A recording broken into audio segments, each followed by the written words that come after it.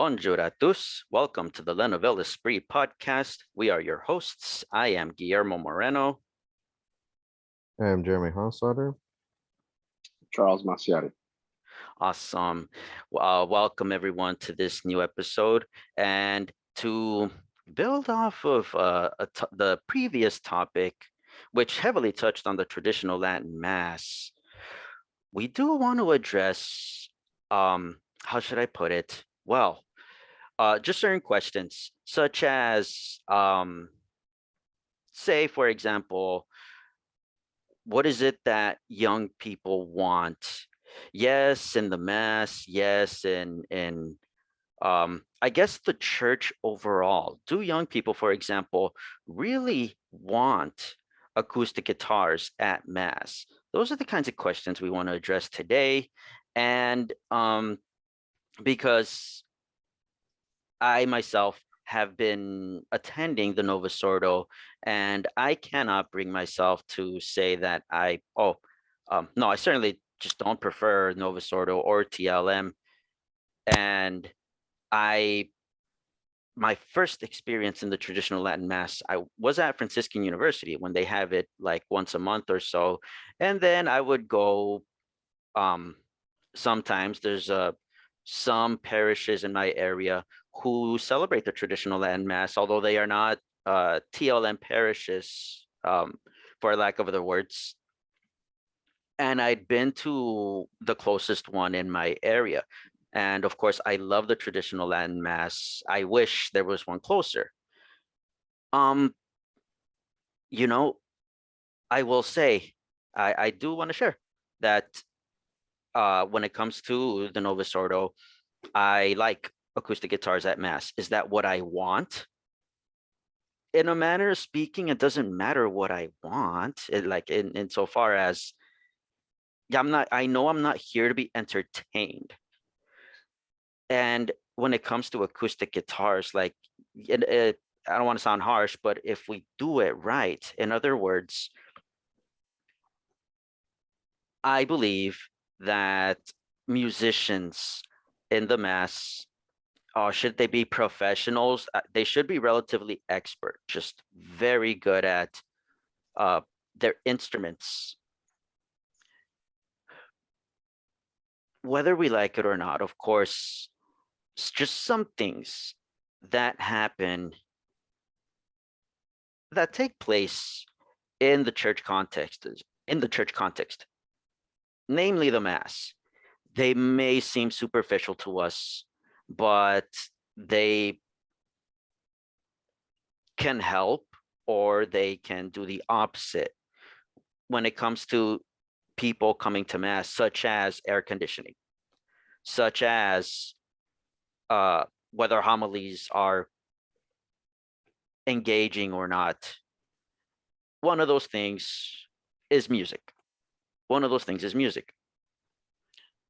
And praise God, of course, for people who dedicate themselves to serving in the church, to stepping up and being active in their church community. And respectfully, well, we're all sinners. I will say that. Just we're all sinners. We don't have to agree on everything, but we should be able to disagree respectfully. And unfortunately, that doesn't happen. And the opposite happens way too much. Now, addressing our question a little more directly, what do young people want during the Mass? I think there's just simply some misguided attempts within circles of ministry that we think people want to be entertained. Acoustic guitars are entertaining. They're entertaining in a way that, I can't believe I'm saying this, that is modern. The reason why I can't believe I'm saying that is because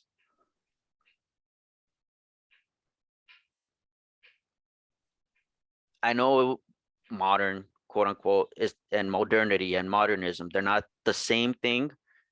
Contemporary, that's the better word I was looking for. We have to get with the times. Do we have to get with the times? In terms of what? That's something that I would like to open the floor with. Maybe in some ways, I just want to believe no, we don't necessarily have to do what's fatty, especially in the mass. Charles or Jeremy, would you like to build off of that concept of contemporariness and just trying to shove the liturgy and ministry to to mold it into a contemporary quote unquote form?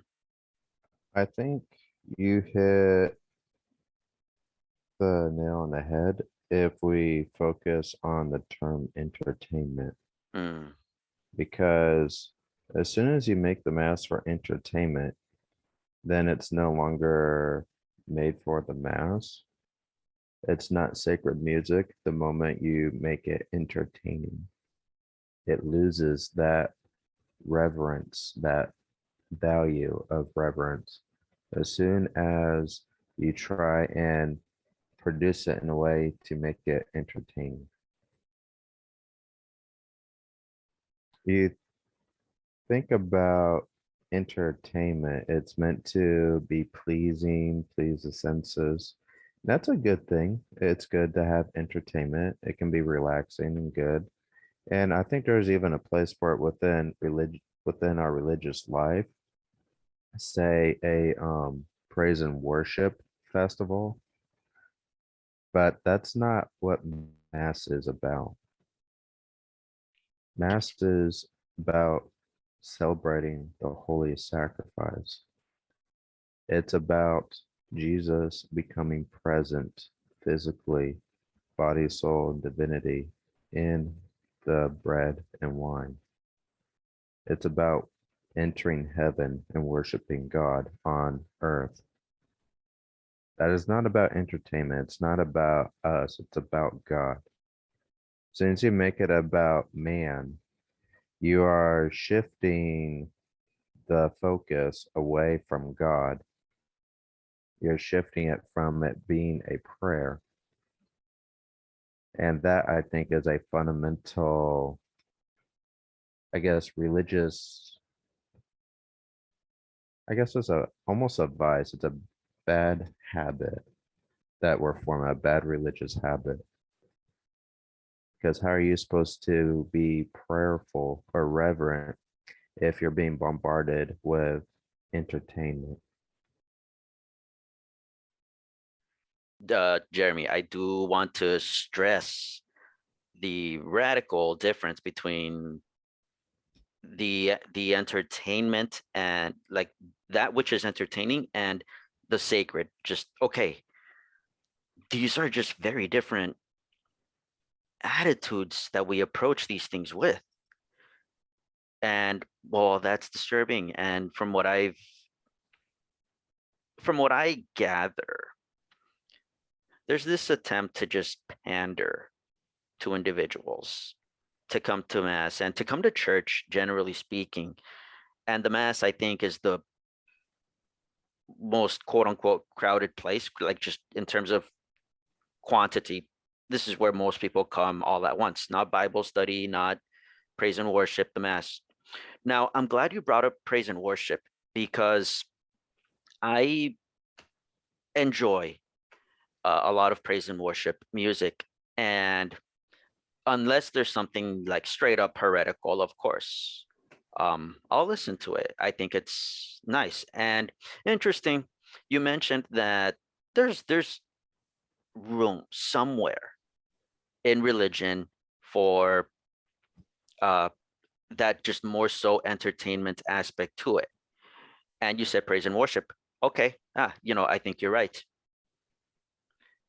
Maybe also kind of like in talks where yes, we could be very um straightforward about uh the facts of our faith.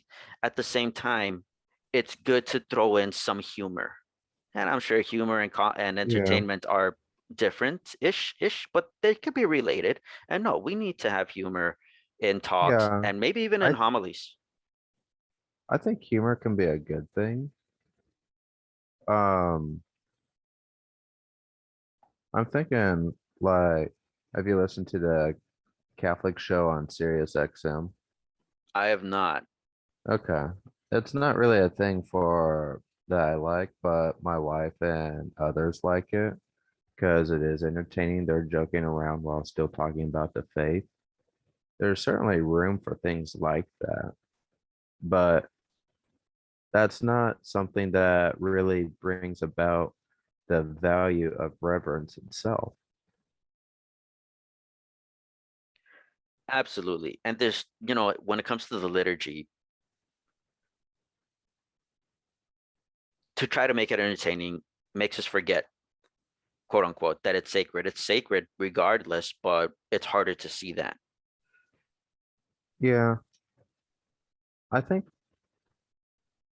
we just try and, as you said, we try and pander to people. I remember this one mass I went to, very holy and reverent priest. Like when it comes to priests, he's as good as they come. Had really good Novus Ordo masses and whatnot. Loved going there. But there was one time where even he did something that was kind of crazy. So like what he did was he wanted to make a point and his source was using a song from the Jungle Book. And so he put pulled up boombox and started playing it off of YouTube or whatever. And it was like you don't need that in a homily even. I agree. No, of course. Hmm. Even though he did have like a really good point, but if you're going to talk about homilies and reverence, there seems to be something deficient in that, even though he had a very good point. He had a very good homily.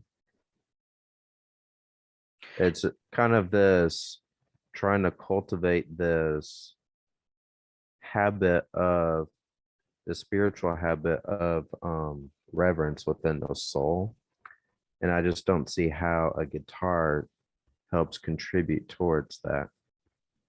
So that would be a point of contention for me besides this entertainment. Suppose you have a guitar player that's trying not to do it for entertainment, but trying to be reverent. I I, don't think that the guitar itself can give you reverent music the way that is required of a mass. I want to say that, and I don't know if it's contradictory of me to say that just because something is not reverent isn't necessarily irreverent. Because when I think of irreverence, um, playing music that is, not liturgy related in content at all, and just being obnoxious. When I think of irreverence, I think of playing music for like obnoxiously, and that can absolutely be done with a guitar. Charles, what are your thoughts on this? Yeah, I think I'd like to just highlight some things Jeremy had mentioned in terms of the liturgy and the mass. One thing that strikes me is this question of what is liturgy. Um, Excellent. so, in some ways, music.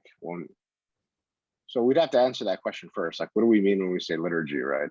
My definition would be something like it's a liturgical. The liturgy is a celebration of the Eucharist.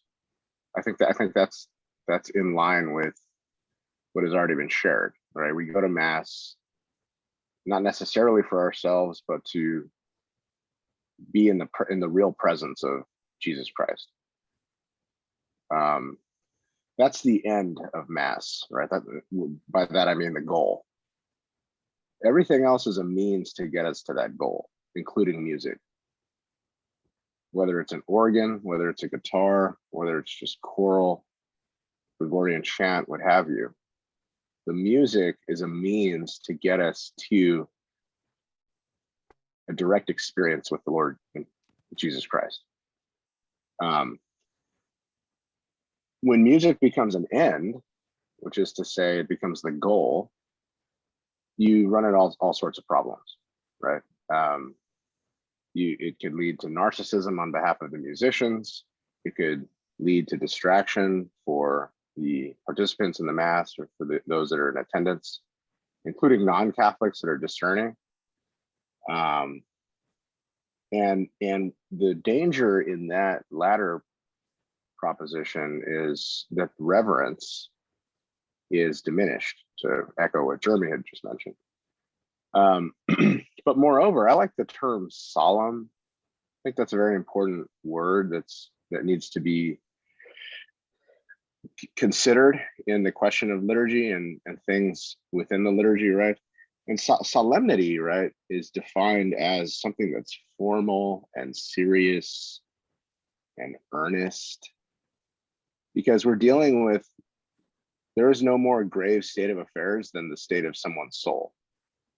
And so when we're in Mass, we are at a point where the soul is in an environment ordered toward a direct experience of Jesus Christ in a very real way, in the most real way. And anything that's going to distract or divert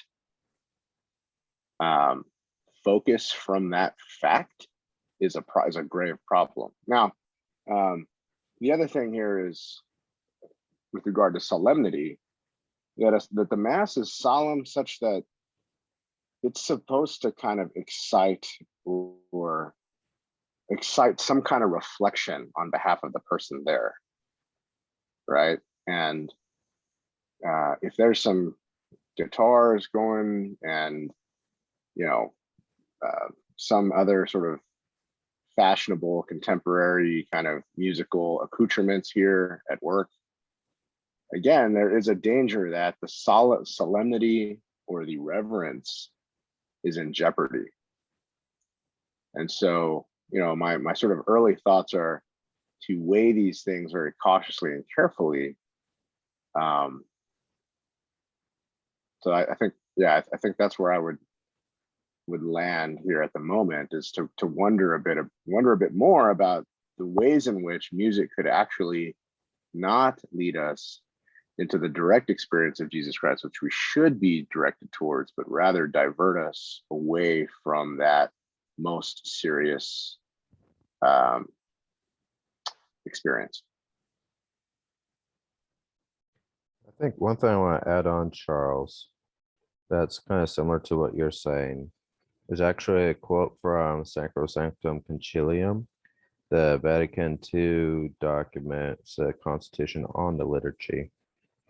In Article 112, it's in Chapter 6 on sacred music. We read, quote, "Sacred music is to be considered the more holy in proportion as it is more closely connected with the liturgical action, whether it adds delight to prayer, fosters unity of minds, or confers greater solemnity upon the sacred rites," end quote. So our measure for what is going to be reverent music has to be, how closely is it connected with the liturgical action? And that's part of the question with the guitar. I think one of the main problems with music in general is the culture. When you talk about music in an African culture versus our American context, you have to keep in mind that guitars play a fundamentally different role. Perhaps there is something that is reverent in Africa that I don't know about.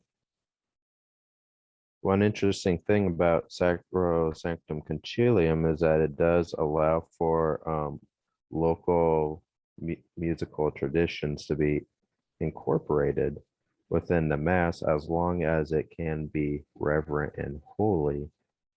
And that's part of the task of the liturgicist is to analyze music and various instruments to discern that. I still don't think with guitars with it, especially in our American context, that it is a good thing because of just what we use them for in society and then our tendency to emulate that. That's an Yeah, interesting, yeah. yeah. Real quick, Memo. Yeah, and let me just add one other cultural reality here. So, I'm Mexican American. I was raised in San Antonio, right? We have a rich Catholic tradition. Now, we're a Catholic city that's older than America. But we are still sort of tethered to our cultural and heritage precedents. Part of that is the usage of guitar in our own cultural milieu. And to your point, Jeremy, I really like that because the liturgicist, or let's say the director of music, or whoever's job it is to craft the praise and worship elements of the liturgy, has to take some caution. So I think you're right. We run the risk of diminishing the instrument, or how do I say this? We run the risk of, if in fact the liturgicist is not taking proper care with the instrument, it could be the case that the instrument could merely devolve into just some music that is in alignment with the heritage and not necessarily leading us towards the liturgical action or the end of Mass, again being the experience of Jesus Christ and his body and blood. But just to defend the usage of guitar from a Mexican American voice, right? Like, this is something that's very real. It makes our culture feel good. It makes us feel it's something that we know, right? Now, I'm not saying we should also bring in like accordions and other kind of Tejano type or Norteño type instruments, but it is an open question, I think, for the church to keep thinking about, right? Like, how can we assimilate instruments to Catholic use rather than assimilating Catholicism to the use of the instrument as it stands? That's a fascinating point, Charles, honestly. And I think some things, just in my opinion, some things we don't have to assimilate them. Just leave them where they are, and we'll work with what yeah, I guess with what is more formal. And like, I know accordions can be formal in their own way, but yeah, it's too, there's something about certain things that, not, how do I phrase this? Just me not being too musically trained, not musically trained. There's just some points I'm trying to get across that is hard for me because, yeah, I just don't quite, I can't quite articulate it. So maybe in the style, because it's one thing, okay, the guitar is one thing, but what about the content of the lyrics and the form that the music of the guitar is played? So imagine like the rock style of music where, like, okay, this is more so for dancing. Okay, absolutely not in the liturgy. No, we don't dance. So no, the style that the guitar is played in. Okay, now some things is just, no, this is not what the point of the Mass is. What I will say, I mean, I certainly don't, I don't know if it would be throwing Protestants under the bus, but building off of, I think, an underlying point about Protestantism is that we can interpret the Bible however we want. In a similar way, Protestantism takes the liturgy and maybe tries to throw in factors that they think this is what people are looking for.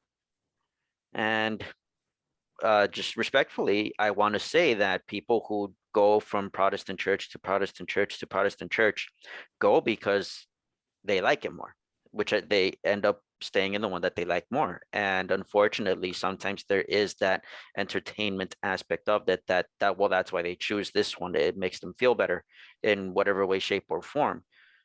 Now, granted, of course, absolutely not all Protestants. I think the and I'm generalizing here because many people, of course, are just looking for the truth. I certainly don't want to put all these individuals under the same umbrella. I don't want to put anyone in any umbrella. I really don't. Building off of that point that I'm just trying to make, though,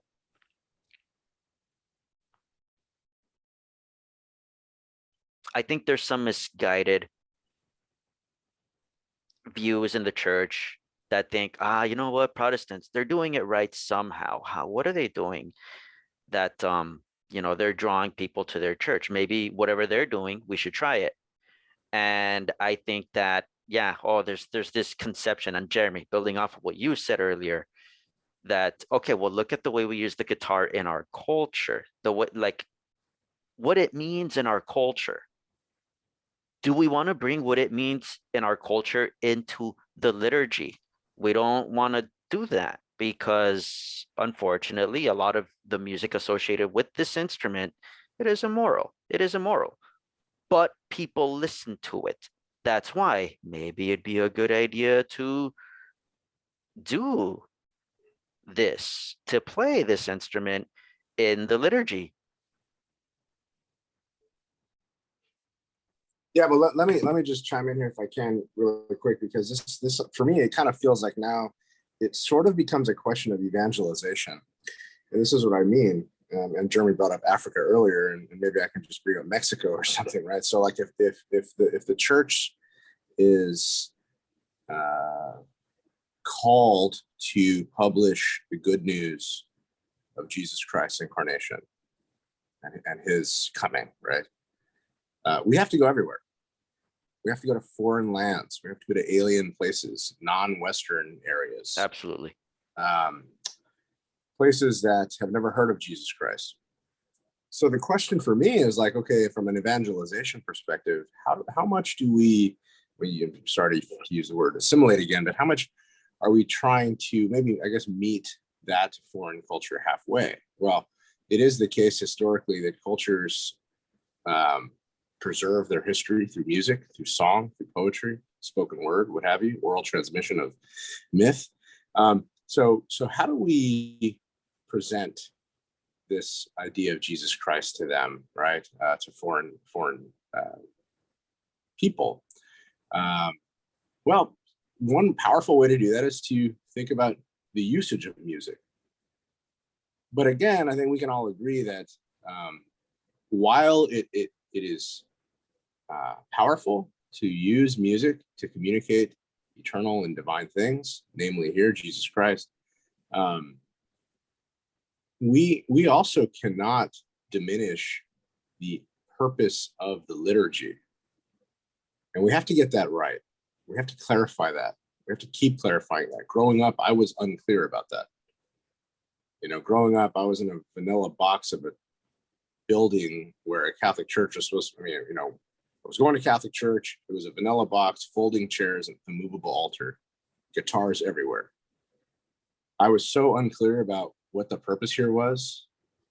And that caused me to have some doubts later in life. Thank God I'm back, right? I'm back and better than ever. But we have to be clear on these questions. But I think that just one more time, it bears repeating. The most important question is, what is the liturgy here? It's to direct us in a reverent and solemn way to experience Jesus Christ. The music is merely an accoutrement, and it cannot take center stage, and it cannot divert or distract from the focal point of the body and blood. Absolutely. And look, you did, Charles, mention maybe the key word, evangelization. It's a question about evangelization. Now, and here's where I was going with this for the absolute most part. No. Young people, it's not that they want acoustic guitars in the mass. I don't think at some, like, just fundamentally, they don't care about that.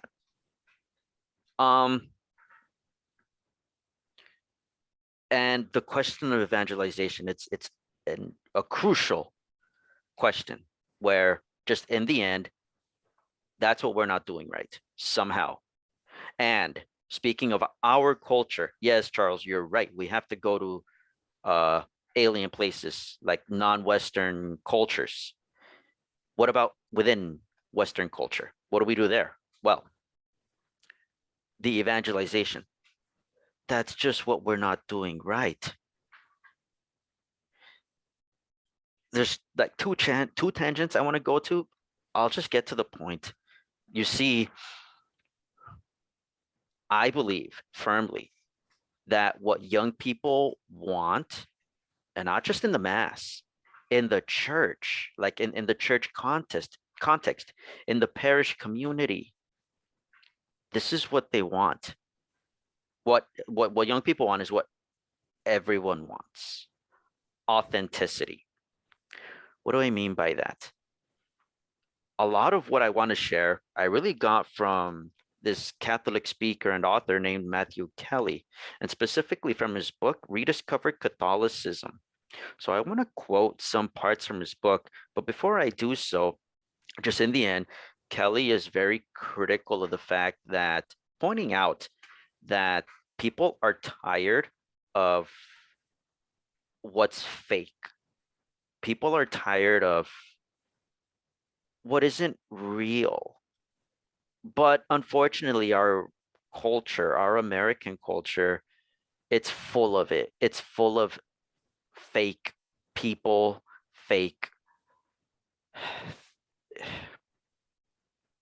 Yeah, I guess in a way, this it's a culture of fake, because there's this lack of vulnerability and honesty, especially for like just the fundamental things in life, like faith, love, virtue, so forth. Now, if I may quote a couple of paragraphs from Kelly, he says, amid this apparent abundance, there is a great poverty, borderline paraphrasing what he's saying. Okay, let me quote again.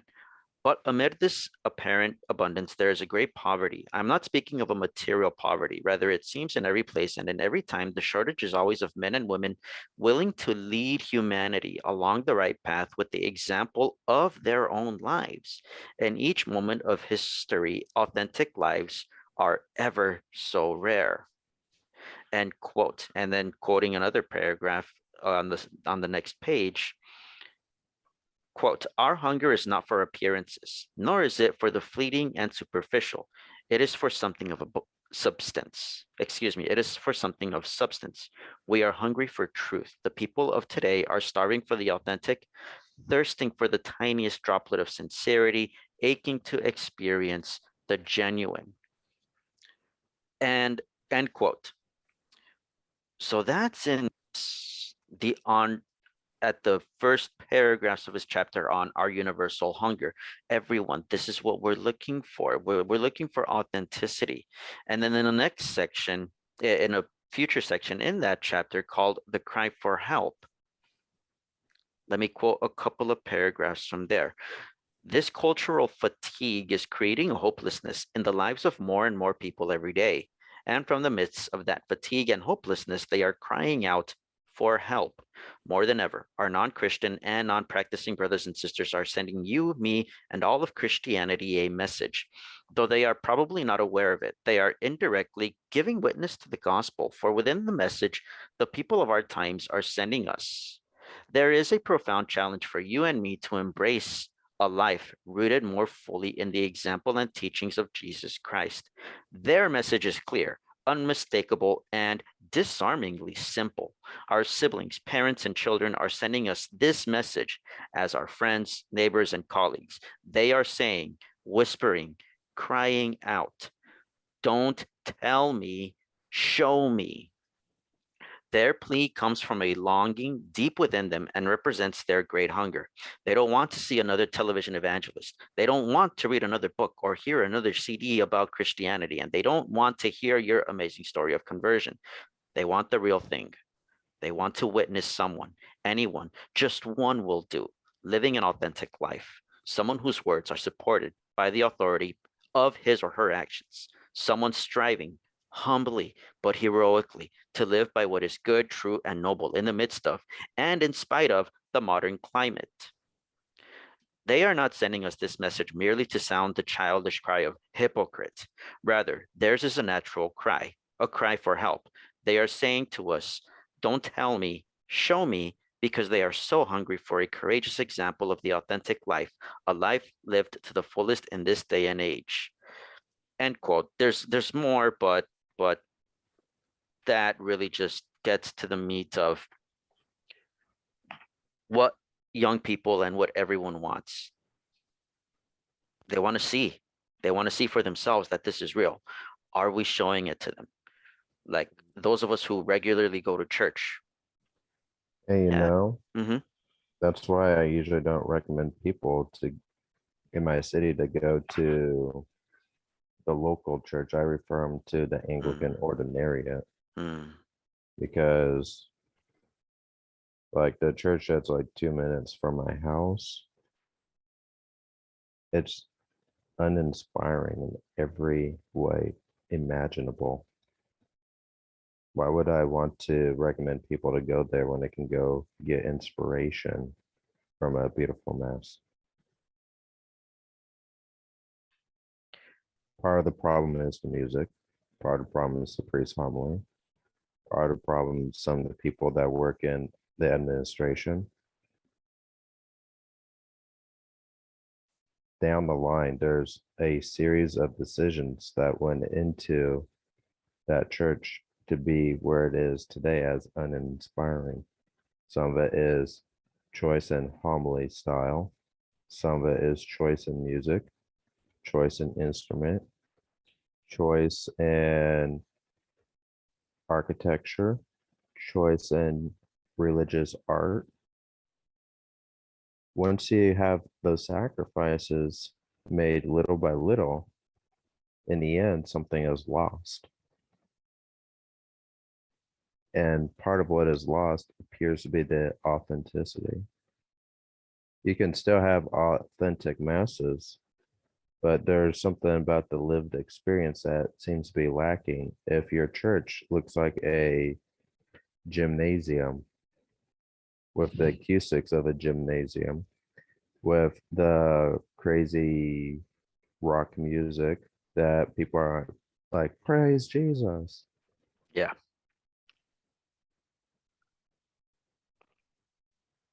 That's not the Yes, you're mass. right. You're right. You're absolutely right. There is a time and a need, certainly, for if you need to celebrate the mass in the gym, then of course do it. If you need to celebrate the mass outside, then do it. But if you can build a beautiful church, why would you settle for a gymnasium? Not to change the subject, I just want to provide an analogy for what you're saying, that's why I dress up for mass. And in some way, shape, or form, I get criticized for it. I'm like, I could give more. Therefore, I will. If I couldn't, then all right, I'll go with whatever I do have to offer. But no, there's Yeah, this virtue, I guess, on my end that if I can give more, I will, because it comes from my heart. you're telling the other people by you dressing up that they are worth you dressing up for. That too. Yes. And that's precisely what you do when you go to church. You're not dressing up for yourself, you're dressing up for God, who's worth you is worth the time for you to dress and look nice. If you don't have nice clothes, certainly go to church. God it's not going to look down on you or anything. But if you can look nice, and you should do your part to look nice. And most importantly, you should be modest. You shouldn't look like a slut at church. Mm-hmm. Some dresses really do make you look like a slut, whether you're trying to look like one or not. And part of that is just a loss of consciousness of modesty and shame within our culture. Yes. Yeah, and there's also the, for men rolling out of bed in like sweatpants and like a tank top and like whatever, Yeah. like, going into mass. I mean, this question of I mean, it's a wonderful question, starting with whether or not a guitar is, what's the purpose of a guitar in mass? But really, again, the question is, what is mass? Exactly. And its liturgical significance, but moreover, its ceremonial significance. I mean, this can't be echoed loud enough either, that in contemporary American modern culture, we've profoundly lost, sorry about that, we've profoundly lost the ceremonial. We've lost the sacred. We've lost a sense of formality. And this is, in fact, a very high ceremony, right? Like, we go to mass to engage with things that are not of this world, in many ways. And so we ought to approach that with a profound sense of reverence and virtue and something, ready to engage the other world, right? So the mundane, both either in attire and in music, is only going to distract and divert from Jesus. So yeah, there's all these things to consider, honestly. And well, of course, it starts with ourselves, frankly. Am I showing the people in my life that I follow Christ? And like, am I doing something that is on the surface contradicting my faith? Because if I am, then that's blood on my hands. At some level, I pushed somebody away from the church. If, as someone who follows Christ, I did something that hurt them in a way that, okay, well, this person, they're a hypocrite.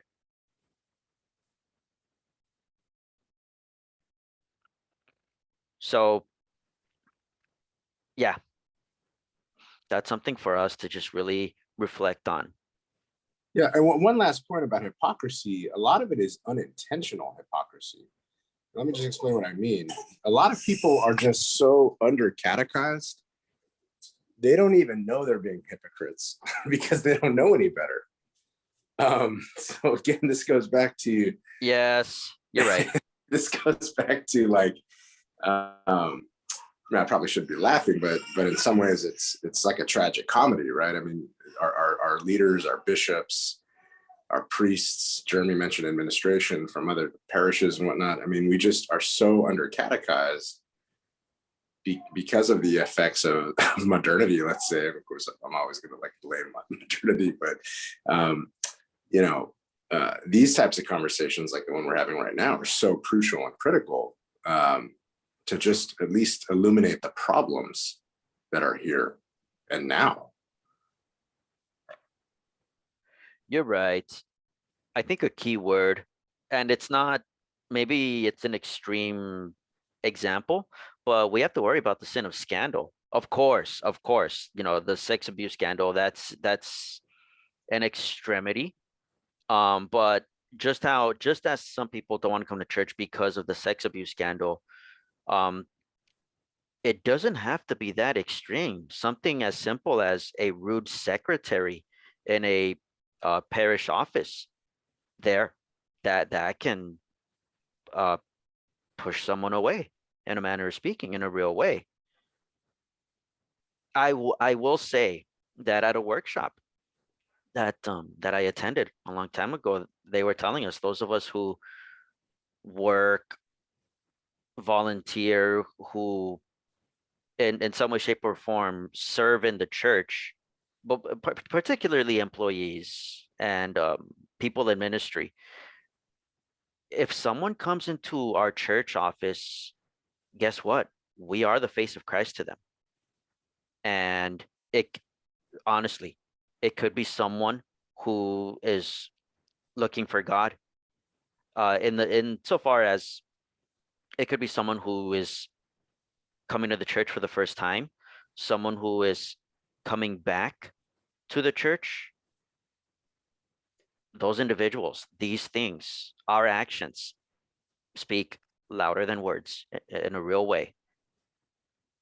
We have a grave responsibility in that respect. Of course, within the church context, and I'm speaking just, yeah, not directly and in the mass, as vital as that is, of course, in our way of life. What are our actions saying? If they're not saying that we're following Christ, we're doing it wrong. That's it. That's all I know.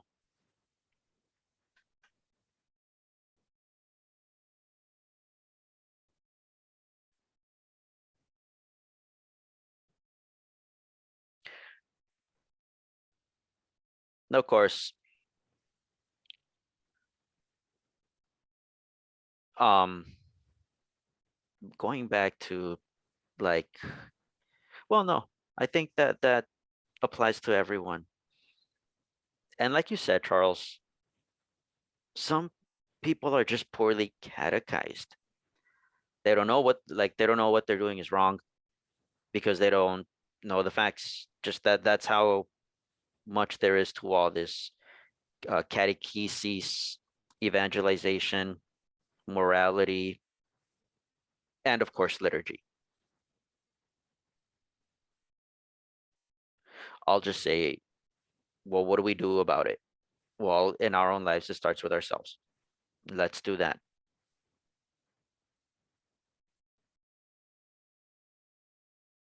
Yeah, And well, I would say one practical word of advice is for those that are inspired by what they hear in these types of conversations to go get involved. Get involved in your parish. Help teach, help form. We need a new resurgence of teachers and leaders and people that are willing to have these conversations and take these questions very seriously in yes. parish. We have an audience, right? We have a devoted audience, you know, however many or few it is. I mean, go get involved, get out there in the community and do something. Yep. You know, the internet isn't enough. No. It's not enough. Absolutely. We need human interface now. Yeah. Jeremy, would you like to add to this? I don't think so at this moment. I think I'm just kind of looking at the time. All right. Let's go ahead and wrap it up. As we finish, Charles, Jeremy, do we have any intentions that we'd like to ask our viewers, our listeners, to pray for? I, for one, a dear friend of mine from undergraduate is getting married today. If we could please pray for her and her marriage, for her and her future husband in a little bit.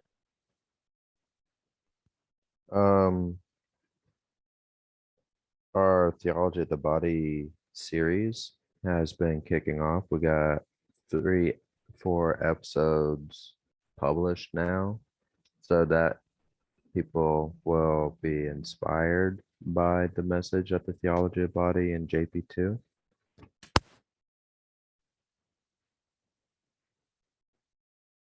Charles, any intentions? Not at the moment, but I will just note quickly that I have been using the Hallow app. That's HALLOW, which is a wonderful Catholic app. And I've been praying the rosary with Mark Wahlberg, believe it or not. And I have never really been dedicated to the rosary, but I have been in the last couple of days. I'm trying to make it a habit.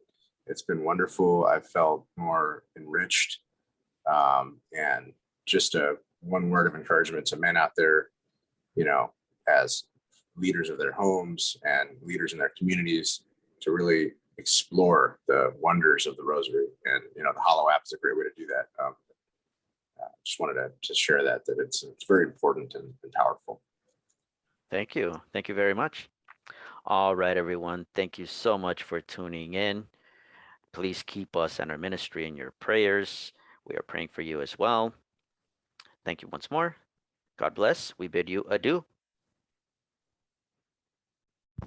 Goodbye. Adieu.